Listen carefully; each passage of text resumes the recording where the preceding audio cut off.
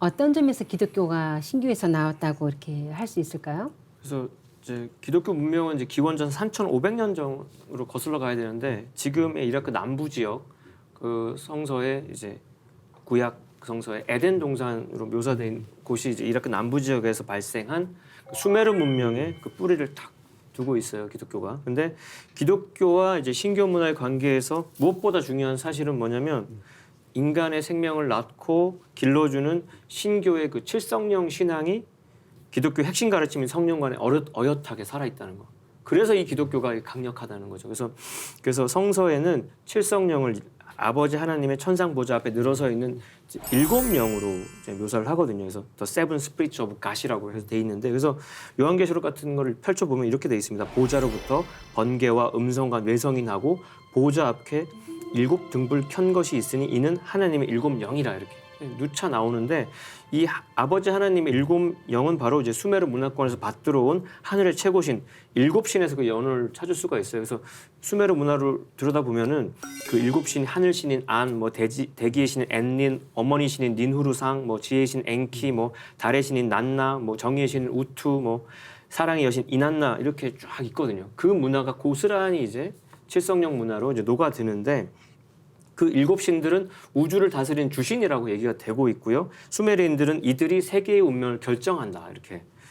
그리고 그들이 통치한다라고 믿고 있었고, 이러한 다신관이 구약의 첫머리에 딱 들어가면 창세기에 우리가 유일신관인데 우리 교회 다닐 때 의아했던 거, 성당 다닐 때 의아했던 것 중에 하나님 가라사대 우리의 형상을 따라 우리의 모양대로 우리가 사람을 만들고, 이게 어떻게 여러 사람이 같이 만들었다고 돼 있으니까 이게 안 맞는데, 이 7신 칠성령 문화를 알고 나면 이제 모든 게 풀리는 거죠. 그래서 창조주 하나님이 우리라는 다수신으로 등장하는데, 신학자들은 인간 그 창세의 봄깨벽을 주도했던 천상 성령들, 하나님들을 천상의 신의 총회라고 이렇게 해석을 하면서, 그게 이제 더 세븐 스피릿 오브 갓이라고 이제 요한계시록에 나타나고 있다는 거예요. 그래서 이 7영들은 삼신상제님을 대행해서 실무 차원에서 현실 우주를 경영하는 7신들이다 이렇게 되는 거죠. 그래서 우리가 교회는 십자가 문화지 않습니까? 음양이 조화된 완전한 수, 10수로 표현이 되는데, 그걸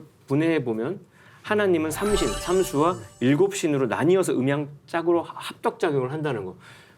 성당 다니면서 이걸 알면 정말 이제 은총을 받았다고 할 터인데, 그래서 성령의 체가 바로 삼신인 거고요.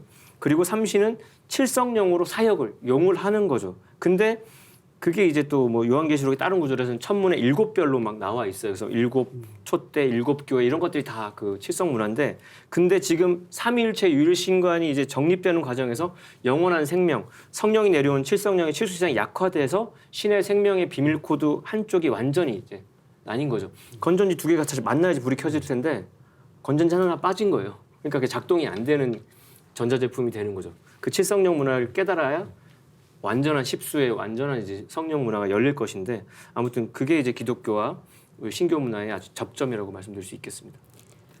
네, 뭐 기독교는 유일신 신앙인데 그 원래는 다신 신앙이었다는 것이 저는 상당히 의아스럽습니다. 기독교인들이 이런 다신 신앙이었다는 걸 안다면 어떤 생각을 할지 좀 궁금한데요. 수호사님, 이런 다신 신앙이 사라진 이유가 무엇인가요?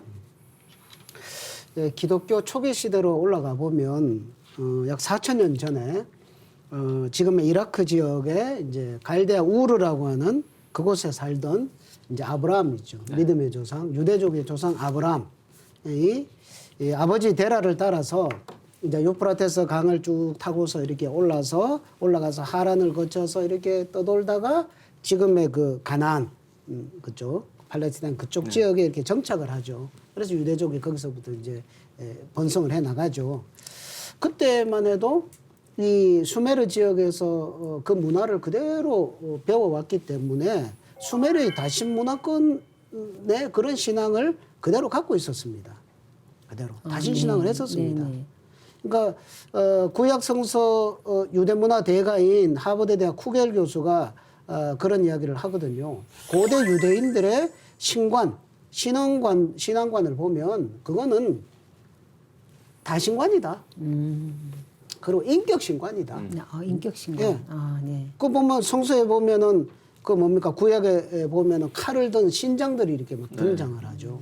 그 다음에 아브라함에게 자손을 태워주기 위해서 3명의 신이 와요. 3명의 신. 근데 그 신은 사람의 모습을 하고 있거든요. 사람의 모습. 네. 근데 다신이죠. 인격 신이죠. 그래서 본래 고대 유대인들의 신관은 인격, 다신 그런 신관이었다.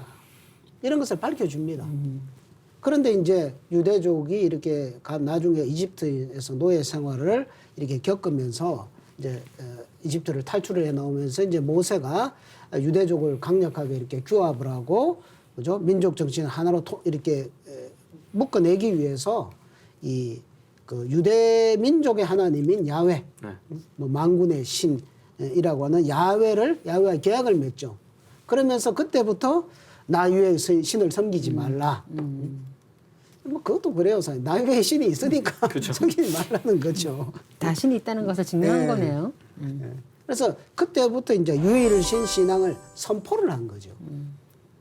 유일신 신앙을 선포를 한 거죠. 그러니까 기독교의 원형 신관은 원래 신관은 다신관인데 어떤 필요에 의해서 유일 신관으로 인위적으로 변형된 것이죠. 그것이 어떤 신의 세계를 어떻게 만들 수 있는 것은 아니지 않습니까? 그래서 그걸 계기로 해서 유대족들은 이제 강력한 구심점을 갖게 되고 민족을 발전시키는 그런 원동력으로 삼았기 때문에 그때부터 이제 유일 신관으로 이렇게 고착이 돼서 이렇게 내려오게 된 계기가 되었던 것입니다. 그래서 결국 유대 지방의 민족신인 야훼가 나만 바라봐 이렇게 된 건데, 근데 기독교를 통해서 우리가 반드시 되찾아야 되는 진리의 근본을 보는 또 다른 관건이 그럼 한 분을 바라볼 거면 아버지 신관을 바라봐야 된다는 문제죠. 그 유대 지방의 민족신, 일개 민족신이 아니라 모든 민족신을 통할하는 최고 아버지를 이제 찾아야 되는데, 서양 문명은 이제 흔히 이제 신약성서 한 권에서 나왔다라고 이제 얘기하는데, 그 2000년 문명의 소자줄인 신약성서를 보면은 아버지와 아들과 성령의 삼위일체, 삼위신 하나님, 사랑과 회개와 천국, 킹덤 오브 갓, 아주 이제 소중한 가르침들이 많이 있죠. 근데 그 가운데 가장 이제 우리가 잊지 말아야 하는 것이, 입버릇처럼 외우다 보니까 오히려 망각해 버리는 것이 주기도문의 첫 줄에 나오는 하늘에 계신 우리 아버지. 그래서 그 존재에 대한 가르침이 너무너무 소중한 거예요. 예수님이 십자가에 못 박혀서 울부짖은 게 그 대목인데, 그렇죠. 그걸 잊어버렸다는 게 너무 안타깝지만, 그래서 예수님께서도 오죽하면 요한복음을 열어보면 내가 내 자유로 말하는 것이 아니요, 나를 보내신 아버지께서 나의 말할 것과 이룰 것을 친히 명령하여 주셨다. 그러니까 이건 유교의 천명사상 이상의, 그러니까 뭐냐면 나는 아바타다, 아버지가 계시다, 그분이 읊어주시는 대로 나는 이렇게 말하고 있다. 강력하네. 아주 강력한 거죠. 그래서 가을 우주의 신천지 대개벽이 오기까지 예수님 자신은 자신에게 소임을 하명하신 아버지 하나님을 진짜 목숨 걸고 증거를 했던 겁니다. 그래서 성자 예수의 삶과 가르침도 결국 천상 옥자에 앉아 계신 아버지의 강세로 실현되는 지상천국, 아버지의 왕국 시대, 킹덤 오브 갓, 그 건설과 영원한 삶을 향한 머나먼 대장정이었다는 거죠. 예수님의 이런 외침이 왜 제대로 전해지지 않았을까 하는 그런 안타까움이 들었어요, 순간. 네, 두 분 이제 수호사님과 포도님 덕분에 뿌리 종교인 신교뿐만 아니라 유불선 기독교에 대해서도 많은 것을 알게 됐는데요. 그럼 마무리 말씀 좀 부탁드립니다. 네, 도전해 보면 1편 6장에 그런 말씀이 나옵니다. 본래 유불선 기독교는 모두 신교의 연원을 두고, 신교의 뿌리를 두고 각기 지역과 문명에 따라 그 갈래가 나뉘었다, 이런 말씀이 나옵니다. 그 구절을 보면서 아주 이렇게 명확하게 이렇게 정리를 해주셨다는 생각이 들었는데요. 그 뿌리가 신교고, 그것이 각 지역과 문명에 따라서 나뉘어서 각자의 어떤 모양과 색깔대로 그것을 이렇게 발전을 시켜온 거죠. 그래서 지금의 이런 유불선 기독교의 종교는 뿌리 모체 종교인 신교에서 갈려져서 발전된 줄기 문화로 성장을 한 것이다.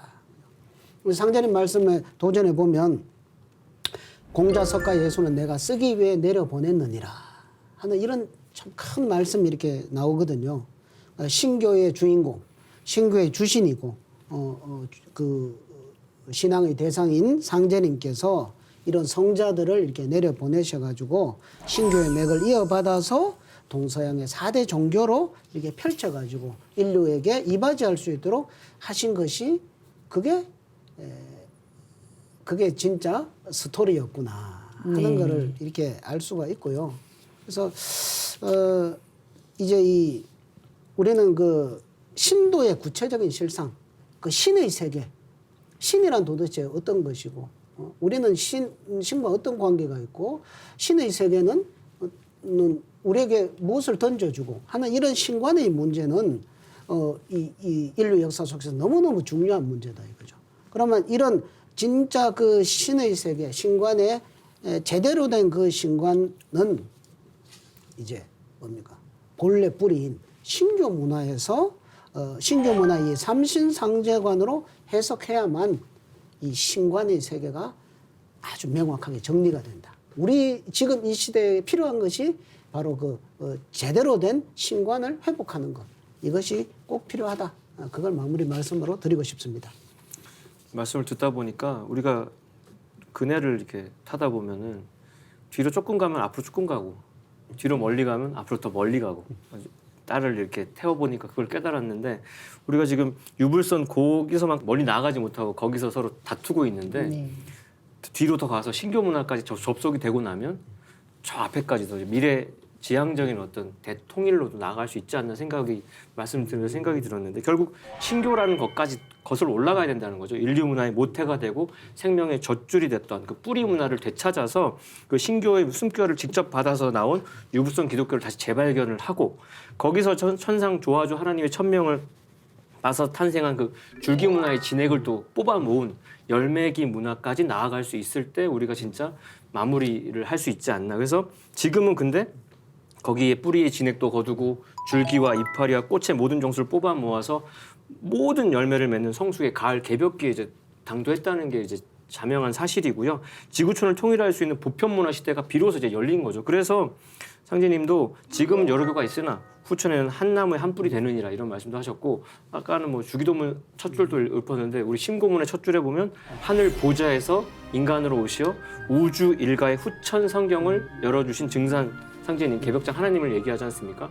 우주가 한 가족이 되는 세상을 이제 얘기할 수 있게 되는 거죠. 그래서 뿌리 문화의 신성 시대, 줄기 문화의 성자 시대, 그게 뭐 이제 야스퍼스는 차축 시대라고 얘기했는데 거기를 거치고 이제는 통일 열매 문화 시대에 왔는데 우주 중심 천상 보좌에 계신 주인공 아버지 상제님께서 성부께서 직접 이 세상에 오셨고 그분께서 모든 인간이 성숙해서 천지의 대역자가 되려고 직접 성령을 온전히 받아내리게끔 그 받아내리는 기도문과 주문, 시천주주와 태열주도 알려주셨고 지금 우리는 결국 이제 열매 신교 문화인 증산도 그래서 우주보편의 새 진리로서의 증산도를 다시 한번 제대로 각성해서 이 바탕 위에서 새로운 역사를 개척해야 될 때가 아닌가라는 생각을 오늘 이 대화 속에서 다시 한번 각성을 하게 됐습니다.